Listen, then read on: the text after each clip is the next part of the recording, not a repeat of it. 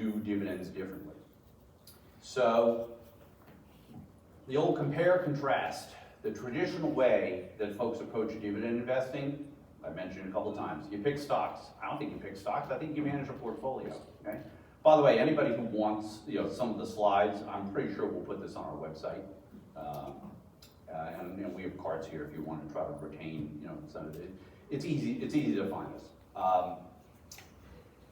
Buy and hold, to me, tactical, all right? Some people describe it as active.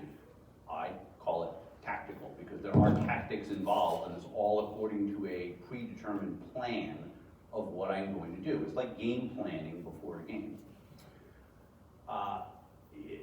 People are happy to sit back, collect the quarterly dividends, own the businesses for years, oh, wait a minute, I can buy, this stock is yielding 9%, that sounds great, probably no risk, right? All right, we know better.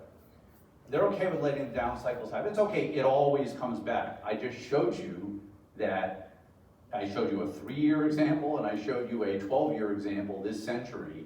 I'm not even talking about at least the possibility. Look, it's not a matter of right or wrong. It's, do you want to include it in your investment process? Do you want to include the tails, as they call them, okay, that we saw in 2008, we saw it in 87. At that point, everybody ran out, 22% in one day, the market's down. That actually turned out to be just a flash crash like we had in 2020. This is all about being prepared for whatever happens, as opposed to planning for the past to be prologue. If you do it that way, the traditional way, okay, but for me, I don't want to be fully exposed to all that downside risk and lose years. I don't have years like I used to. When we started this century, I was 36, I'm 60 now, do the same math for yourself, you're in a different state. You can't go through another dot-com bubble, okay? So what is different about what I call yield at a reasonable price? Every quarter to me, while there may be nothing I do with some of the stocks, every quarter there are a few things that happen that I try to be aware of, and I'll cover that in just a second. I'd love to buy stocks and hold them, and I probably will, all right? If I have a 40 stock portfolio, my hope is that a year from now I'll own at least 30, then maybe 35. But I'm gonna own them in different weightings because that's how I manage risk, okay? I'll go through this more in just a second.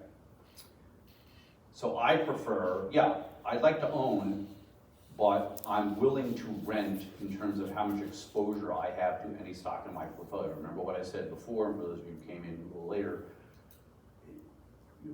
picking stocks is fine, but the weighting in your portfolio, way more important to me. So I think all weather, and to me, risk management, there's so many different ways to do it. I'm not going to tell you how to do it.